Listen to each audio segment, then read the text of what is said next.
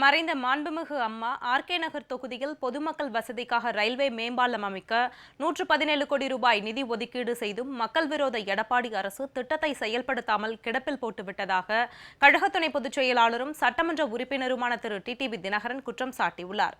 நீதிமன்றத்தை அணுகி அம்மாவின் திட்டத்தை செயல்படுத்த நடவடிக்கை எடுக்கப்படும் எனவும் அவர் உறுதிபட தெரிவித்தார். ஆர்கே நகர் சட்டமன்ற தொகுதி இடைத்தேர்தலில் கழக பொதுச் செயலாளர் தியாகத்தலைவி சின்னம்மா வழிகாட்டுதலில் செயல்படும் கழக துணை பொதுச் செயலாளர் திரு டிடிவி தினகரன் மக்களின் பேராதரவோடு அமோக வெற்றி பெற்றார். இபிஎஸ் ஓபிஎஸ் அணையின் வேட்பாளர் மதுசூதனனை விட 40,707 வாக்குகள் அதிகம் பெற்று சாதனை படைத்தார்.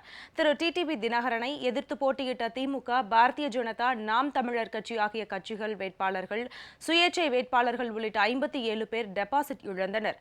அதனைத் தொடர்ந்து கடந்த மாதம் 3ஆம் தேதி முதல் கட்டமாக ஆர்கே நகர் தொகுதியின் பல்வேறு பகுதிகளில் வாக்காளர்களை நேரில் சந்தித்து கழக துணை பொதுச் செயலாளரும் சட்டமன்ற உறுப்பினருமான திரு டிடிவி தினகரன் நன்றி தெரிவித்தார். அதைத் தொடர்ந்து 2ஆம் கட்டமாக கடந்த மாதம் 22ஆம் தேதி ஆர்கே நகர் தொகுதிக்கு உட்பட்ட நேதாஜி நகர், தண்டையார்பேட்டை உள்ளிட்ட பல்வேறு பகுதிகளிலும் வாக்காளர்களை நேரில் சந்தித்து நன்றி தெரிவித்தார். அப்போது திரு டிடிவி தினகரனுக்கும் தொண்டர்களுக்கும் பொதுமக்களுக்கும் மலர் கொடுத்து சால்வை அணிவித்தும் மலர்கள் தூவியும் சிறப்பான வரவேற்பு அளித்தனர். அதனைத் தொடர்ந்து 3ஆம் கட்டமாக நேற்று ஆர்கே நகர் தொகுதிக்கு உட்பட்ட வைத்தியநாதன் மேம்பாலத்திலிருந்து வாக்காளர்களுக்கு நன்றி தெரிவித்து தனது பயணத்தை கழக துணை பொதுச் செயலாளரும் சட்டமன்ற உறுப்பினருமான திரு டிடிவி தினகரன் தொடங்கினார். அப்போது அங்கு திரண்டிருந்த பல்லாயிரக்கணக்கான தொண்டர்களும் பொதுமக்களும் வாழ்த்து முழக்கம் எழுப்பி செண்டை மேளம் முழங்க எழுச்சிமிகு வரவேற்பு அளித்தனர். பெண்கள் ஆரத்தி எடுத்தும் மலர்கள் தூவியும் சிறப்பான வரவேற்பு அளித்தனர். அப்போது வாக்காளர்களுக்கு நன்றி தெரிவித்துக் கொண்ட திரு டிடிவி தினகரன், மறைந்த மாண்புமிகு அம்மா ஆர்கே நகர் தொகுதியில் பொதுமக்கள் வசதிக்காக ரயில்வே மேம்பாலம் அமைக்க 117 கோடி ரூபாய் நிதி ஒதுக்கீடு செய்தும் மக்கள் விரோத எடப்பாடி அரசு திட்டத்தை செயல்படுத்தாமல் கிடப்பில் போட்டுவிட்டதாக குற்றம் சாட்டியுள்ளார். மேலும் நீதிமன்றத்தை அணுகி அம்மாவின் திட்டத்தை செயல்படுத்த நடவடிக்கை எடுக்கப்படும் எனவும் அவர் உறுதிபட தெரிவித்தார். நமது தொகுதியிலே எனது பணிகளை நான் சிறப்பாக செய்கிறேன் என்ற உறுதியை இந்த நேரத்தில் கூறிக்கொள்கின்றேன். இந்த பகுதியிலே அம்மா அவர்கள் இருந்த பொழுது கிட்டத்தட்ட 117 கோடி ரூபாய்க்கு பாலம் அமைப்பதற்கு நிதி ஒதுக்கி 2 ரயில்வே கேட்டுகளையும் கடந்து செல்வதற்கு எளிதாக பாலம் அமைக்கின்ற பணி அம்மா அவர்கள் இருந்த பொழுது நிதி ஒதுக்கி அதுக்கு டெண்டரும் விடப்பட்டது. ஆனால் இன்று வரை அதற்கான வேலையை இந்த மக்கள் விரோத அரசாங்கம் தொடங்கவில்லை. சிறிது காலம் பார்ப்போம், இல்லை என்றால் அவர்களிடம் காத்திருந்து பயனில்லை என்றால் நாம் நீதிமன்றத்தின் மூலம் நடவடிக்கை எடுக்க செய்து அந்த பாலத்தை அமைக்க நிச்சயம் உங்களின் சட்டமன்ற உறுப்பினராக நான் நிச்சயம் எனது பணியை செய்திருவேன். அதுபோல நமது 41வது வட்ட மக்கள் பயன்பெறுகின்ற வகையிலே அம்மா அவர்களின் உத்தரவின் பேரிலே அம்மா வாரச்சந்தை அமைக்க இடம் தேர்வு செய்யப்பட்டு அதற்கான சாலை வசதிகள், மின்விளக்கு வசதிகள் எல்லாம் செய்யப்பட்டு இன்று வரை அம்மா வாரச்சந்தை இங்கே நடைபெறவில்லை என்பதும் எனக்கு தெரியும். அதுபோல பாதாள சாக்கடை அமைப்பதற்காக அம்மா அவர்களால் உத்தரவிடப்பட்டு அதற்காக நிதி ஒதுக்கப்பட்டு டெண்டர் விடப்பட்டும் அந்த பணியும் தொடரப்படவில்லை. இதற்கெல்லாம் நாம் ஒரு சில மாதங்கள் காத்திருப்போம்.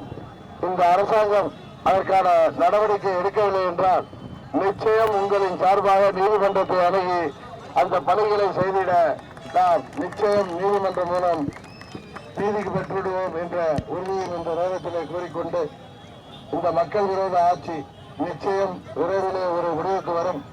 மீண்டும் அம்மா அவர்கள் ஆட்சி தமிழகத்திலே அமைவதற்கு நாம் அனைவரும் முயற்சி செய்வோம் என்ற உறுதியை கூறி விடைபெறுகிறேன். அதைத் தொடர்ந்து அஜீஸ் நகர் 3வது தெருவுக்கு வருகை தந்த திரு டிடிவி தினகரனுக்கு செண்டை மேளம் முழங்க எழுச்சிமிகு வரவேற்பு அளிக்கப்பட்டது. அப்போது தொண்டர்கள் சால்வை, மாலைகள் அணிவித்து உற்சாக வரவேற்பு அளித்தனர். அதனைத் தொடர்ந்து சிவாஜி நகர் பிரதான சாலை பகுதியில் வாக்காளர்களை சந்தித்து நன்றி தெரிவிக்க வருகை தந்த கழக துணை பொதுச் செயலாளரும் சட்டமன்ற உறுப்பினருமான திரு டிடிவி தினகரன் நடந்து சென்று வாக்காளர்களுக்கு நன்றி தெரிவித்துக் கொண்டார். அப்போது பொதுமக்கள் அவரோடு கைகளை குலுக்கி வரவேற்பு அளித்தனர். அதனைத் தொடர்ந்து குமரன் நகர் வழியாக சென்று திருவாரூர் ஹைரோடு வந்த திரு டிடிவி தினகரனுக்கு ஆயிரக்கணக்கான தொண்டர்களும் பொதுமக்களும் சிறப்பான வரவேற்பு அளித்தனர். பட்டாசுகள் வெடித்தும் மலர்கள் தூவியும் பிரம்மாண்ட மாலை அணிவித்தும் எழுச்சிமிகு வரவேற்பு அளித்தனர்.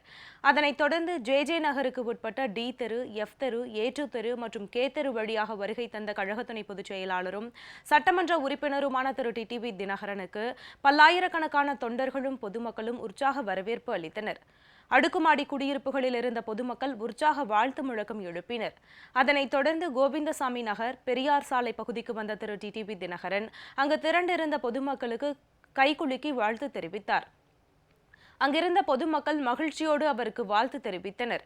அதனைத் தொடர்ந்து கோவிந்தசாமி நகர், அண்ணா நகர், பெரியார் நகர், சுண்ணாம்பு கால்வாய் உள்ளிட்ட பகுதிகளில் வாக்காளர்களுக்கு நன்றி தெரிவித்த திரு டிடிவி தினகரனுக்கு ஏராளமான பெண்கள் ஆரத்தி எடுத்து உற்சாக வரவேற்பு அளித்தனர்.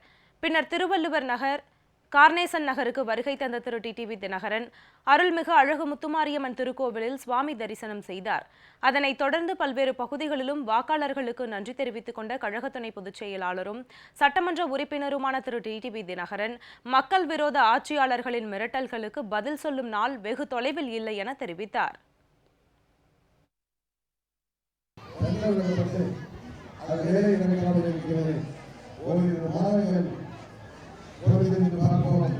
அந்த வேலையை ஆரம்பிக்கவில்லை என்றால் நிச்சயம் நீதிமன்றத்தை அணுகி நாம் அந்த வேலையை செய்ய நீதி பெற்றுவோம்.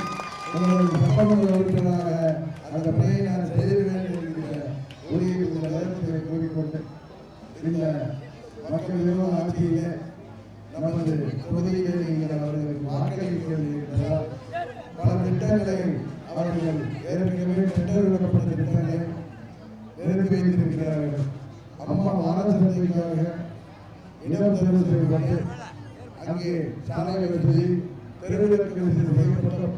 அங்கே வாரசந்தையும் அம்மா வாரசந்தையும் அவர்கள் இன்னும் தொடராமல் இருக்கிறார்கள். இதுபோல பல திட்டங்களை அவர்கள் கிடப்பிலே கொண்டிருக்கிறார்கள். அவற்றை எல்லாம் அவர்கள் செய்யவில்லை என்றால் நிச்சயம் நீதிமன்றம் மூலம் நடவடிக்கை எடுக்க வைப்போம் என்பதை இந்த நேரத்தை உறுதியாக கூறிக்கொண்டு வாக்களித்த உங்கள் அனைவருக்கும் என்றென்றைக்கும் நான் நண்பர்களாக இருப்பேன் என்ற உறுதியை. அதைத் தொடர்ந்து அண்ணா நகர் சிற்றரசு தெருவில் கழக துணை பொதுச் செயலாளரும் சட்டமன்ற உறுப்பினருமான திரு டிடிவி தினகரன் வாக்காளர்களுக்கு நன்றி தெரிவித்தார். பொதுமக்கள் அளித்த கோரிக்கை மனுக்களையும் பெற்றுக்கொண்டார்.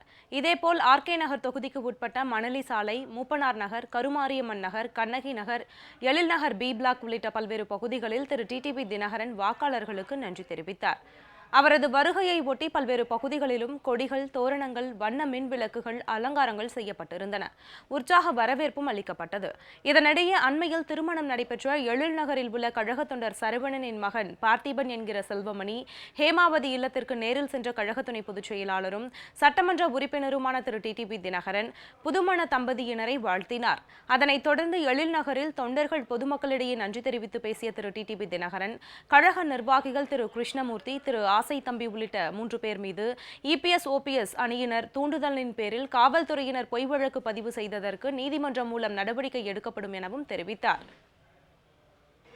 சரித்திர சாதனை படைக்க வைத்த உங்கள் அனைவருக்கும் நான் நன்றி உணர்வாக இருப்பேன் என்று இந்த நேரத்தில் தெரிவித்துக் கொள்கின்றேன். தேர்தலின் பொழுது நமது கிருஷ்ணமூர்த்தி அவர்களை பற்றியும், சத்தியமூர்த்தி அவர்களை பற்றியும், ஆசை தம்பி அவர்களை பற்றியும் நம்ம எல்லோருக்கும் தெரியும். அவர்கள் மீது பொய் வழக்கு, அதுவும் திருட்டு வழக்கு போடுகின்ற அளவுக்கு இந்த மக்கள் விரோத துரோக ஆட்சியினர் சென்று விட்டார்கள். நிச்சயம் இவர்களுக்கு முடிவு கட்டி அவர்கள் சொன்னதை செய்தவர்களை நிச்சயம் அவர்களுக்கு நீதிமன்றம் அவர்களுக்கு தக்க தண்டனை வலிக்கும் என்பதையும் இந்த நேரத்தில் நான் கூறிக்கொள்கின்றேன். தேர்தலின் பொழுது கடந்த பிப்ரவரி மாதமே நடந்த தேர்தலின் பொழுது நமது எழில்நகர் குப்பை மேட்டை சுகாதார பகுதியாக உருவாக்கி அங்கே 57,000 வீடுகள் கட்டித்தருவோம் என்ற வாக்குறுதியை கூறியிருந்தேன். ஏழை எளிய வீடற்ற மக்களுக்கு விரைவிலே நமது ஆட்சி அமைந்தவுடன் நிச்சயம் அந்த திட்டத்தை அம்மா அவர்கள் தோல்வியிலே நான் நிச்சயம் நிறைவேற்றி தருவேன் என்பதை இந்த நேரத்தில் நான் உறுதியாக கூறிக்கொள்கின்றேன். அதைத் தொடர்ந்து சந்திரசேகர் நகருக்கு சென்ற கழக துணை பொதுச் செயலாளரும் சட்டமன்ற உறுப்பினருமான திரு டிடிவி தினகரன் அண்மையில் திருமணம் நடைபெற்ற கழக தொண்டர் திரு ராஜ்கமல் கோட்டீஸ்வரி இல்லத்திற்கு நேரில் சென்று புதுமண தம்பதியினரை வாழ்த்தினார். இதனிடையே பகுஜன் சமாஜ் கட்சியின் வடசென்னை மாவட்ட செயலாளர் திரு சதீஷ், கழக துணை பொதுச் செயலாளரும் சட்டமன்ற உறுப்பினருமான திரு டிடிவி தினகரன் முன்னிலையில் தன்னை கழகத்தில் இணைத்துக் கொண்டார். இந்த நன்றி தெரிவிப்பு நிகழ்ச்சியில் கழக தேர்தல் பிரிவு செயலாளர் திரு செந்தமிழன், எம்ஜிஆர் இளைஞரணி செயலாளர் திரு இன்பத்தமிழன், வடசென்னை வடக்கு மாவட்ட கழக செயலாளர் திரு வெற்றிவேல், தெற்கு மாவட்ட கழக செயலாளர் திரு சந்தான கிருஷ்ணன், அனைத்துலக எம்ஜிஆர் மன்ற துணை செயலாளர் திரு நேதாஜி கணேசன் உட்பட கழக நிர்வாகிகள், தொண்டர்கள் ஏராளமானோர் கலந்து கொண்டனர்.